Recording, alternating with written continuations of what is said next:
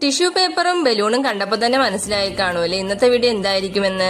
അതെ, ഒരു മൂൺ ലാമ്പാണ് ഉണ്ടാക്കാൻ പോകുന്നത്. വെറും മൂൺ ലാമ്പല്ല, ഒരു ഫ്ലോപ്പായി പോയ മൂൺ ലാമ്പാണ് ഉണ്ടാക്കാൻ പോകുന്നത്. കുറച്ച് നാളുകൾക്ക് മുമ്പ് യൂട്യൂബ് തുറന്നാലും പിൻട്രസ്റ്റ് തുറന്നാലും അതിൽ മെയിൻ ആയിട്ട് കാണുന്ന ഒരു ഐറ്റം വരുന്നേ മൂൺ ലാമ്പ്.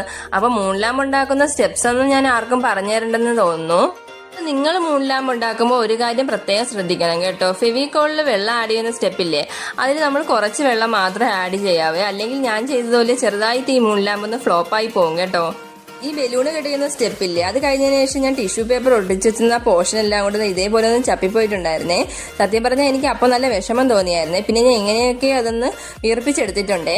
നമ്മൾ ബലൂണിൽ ഫസ്റ്റ് ഒട്ടിച്ച ലെയർ ടിഷ്യൂ പേപ്പർ ഉണങ്ങാൻ കുറച്ചും കൂടെ ടൈം വേണമായിരുന്നേ. പക്ഷെ എന്റെ ആവേശം കാരണം അത് ഉണങ്ങാനുള്ള സമയം കൊടുത്തില്ല. അതുകൊണ്ടാണ് ഇങ്ങനെ സംഭവിച്ചത്.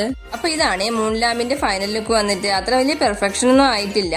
അപ്പൊ നമ്മുടെ ചാനലില് ഈ മാസം ഒരു ഗിവ് അവേ നടത്താൻ പ്ലാൻ ചെയ്യുന്നുണ്ട്. അപ്പൊ ഇതുവരെയും ചാനൽ സബ്സ്ക്രൈബ് ചെയ്യാത്തവരാണെങ്കിൽ പെട്ടെന്ന് തന്നെ സബ്സ്ക്രൈബ് ചെയ്തതിനു ശേഷം ഈ വീഡിയോയിൽ താഴെ എന്തെങ്കിലും ഒന്ന് കമന്റ് ചെയ്യണേ. അപ്പൊ നമ്മൾ ഗിവ് അവേയിൽ 2 പേർക്കാണ് ഗിഫ്റ്റ് കൊടുക്കുന്നത്. അതിലൊരാൾ ടോപ്പ് കമന്ററിനാണേ. വീഡിയോ ഇഷ്ടപ്പെട്ടെങ്കിൽ ലൈക്ക് ചെയ്യാൻ മറക്കല്ലേ.